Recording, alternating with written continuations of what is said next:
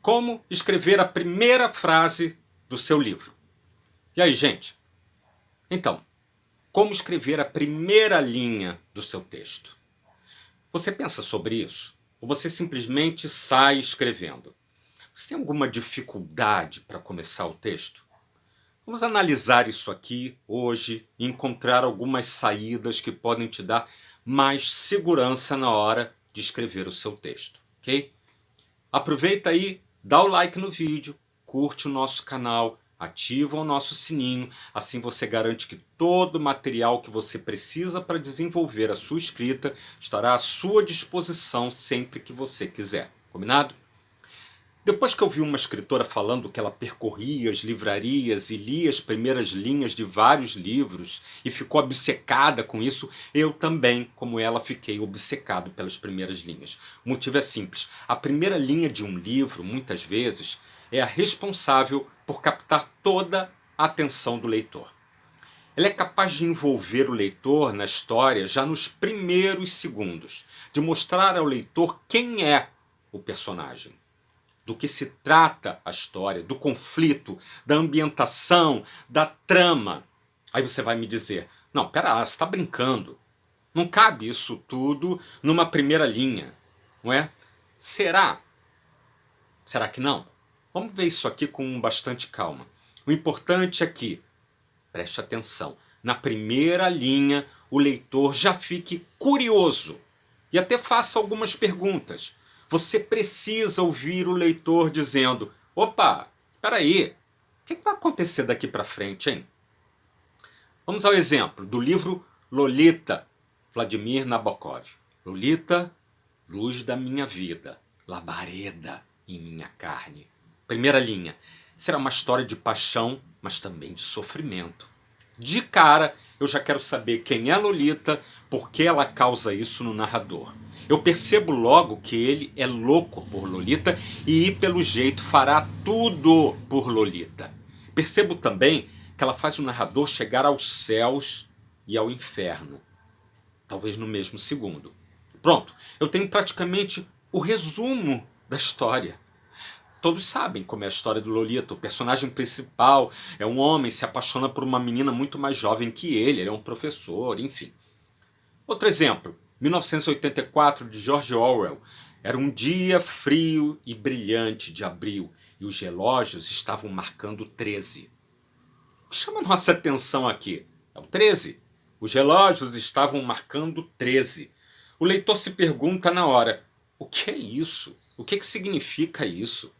Alguns escritores mais soberbos vão dizer, besteira, isso é besteira. Eu escrevo para mim e não para me comunicar com o leitor. Então, amigo, aqui não é o seu lugar. Eu e muitos escritores acreditamos em comunicação.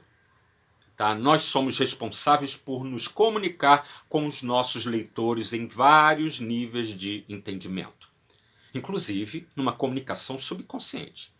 E quanto melhor a comunicação, maior o entendimento do texto. Voltando a Lolita, de Nabokov, labareda em minha carne. Já é o conflito. Você entende que Lolita queima sua carne e com absoluta certeza seu instinto de sobrevivência vai exigir que ele fuja dela. Ele vai conseguir fugir? Roberto Bolanhos, o escritor chileno, escreve a primeira frase do livro Amuleto. Esta será uma história de terror. Você foi fisgado? É provável que sim. O que você achou desse início? O conflito na primeira frase é um bom começo. Por exemplo, Charles Farzier começa assim o romance Floresta Noturna. As recém-chegadas crianças de Lucy eram pequenas, lindas e violentas. Conflito? Sim, não é comum a gente conhecer crianças violentas, não é comum.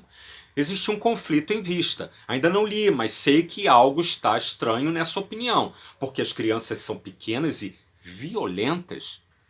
As primeiras frases são tão incríveis que eu posso me inspirar nelas para escrever meus textos originais. Por exemplo, crianças pequenas e violentas.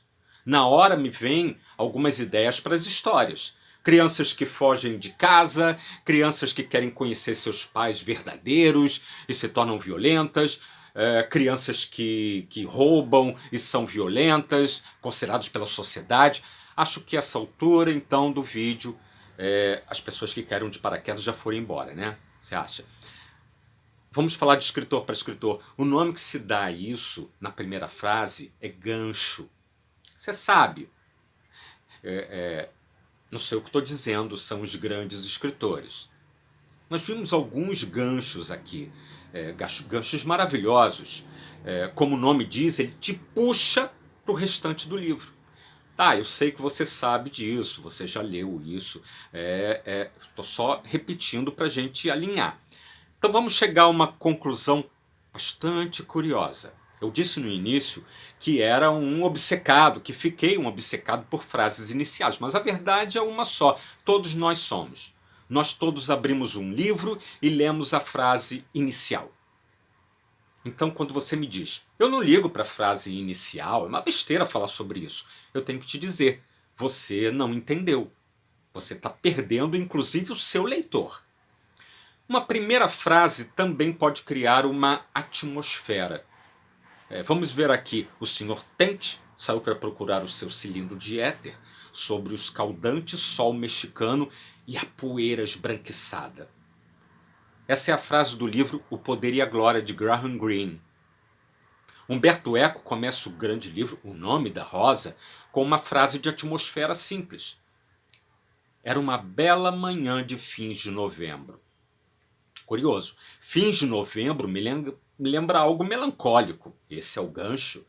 Ou será que o autor está nos mostrando um espelho dizendo, aproveita essa bela manhã, porque daqui a pouco você vai conhecer tempos nebulosos e sombrios. A ideia aqui é te mostrar como a primeira frase pode te dar uma ideia geral de como será o romance. A primeira frase pode te dar uma ideia de movimento entre a vida passado e a vida futura do personagem. Olha esse exemplo, As Pontes de Madison, Robert James Waller, encontramos assim a frase. Na manhã de 8 de agosto de 1965, Robert Kincaid trancou a porta do seu pequeno apartamento de 2 quartos no 3º andar de um prédio mal ajambrado em Washington. Temos um gancho forte. Para onde ele vai? Por que o autor achou tão importante contar que ele trancou a porta? Vê bem isso. Ele não fechou a porta, ele trancou a porta. Será que é uma história sobre trancar o passado e olhar para o futuro? É difícil, mas chega um momento que a gente deve pensar nisso. É quase que um direito seu como ser humano pensar nisso. E o livro fala sobre isso.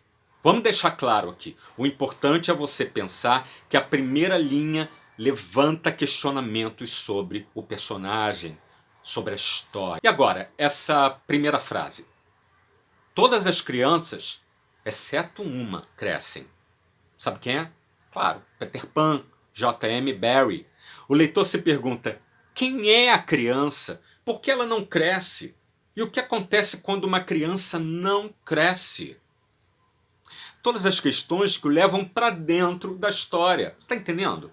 Muitas vezes a primeira linha é apenas uma imagem que te leva também para dentro. A Garota no Trem, de Paula Hawkins, nós encontramos essa primeira linha aqui. Há um montinho de roupas do outro lado do trilho do trem. O que essa frase me diz? Parece simples. A história se passa no tempo presente. Primeiro, o trem é um elemento importante. Segundo, e o montinho de roupa me lembra algo abandonado à própria sorte. Terceiro, tudo isso na primeira frase. Bom, gente, agora que nós já vimos a importância da primeira frase e como ela pode te dar o gancho para fisgar, no bom sentido, o seu leitor para dentro da história, repense a primeira frase do seu texto ou crie a primeira frase que pode até mesmo ser a primeira linha de uma grande história. Ok? Gostou do vídeo? Espero que sim. A gente se vê na próxima.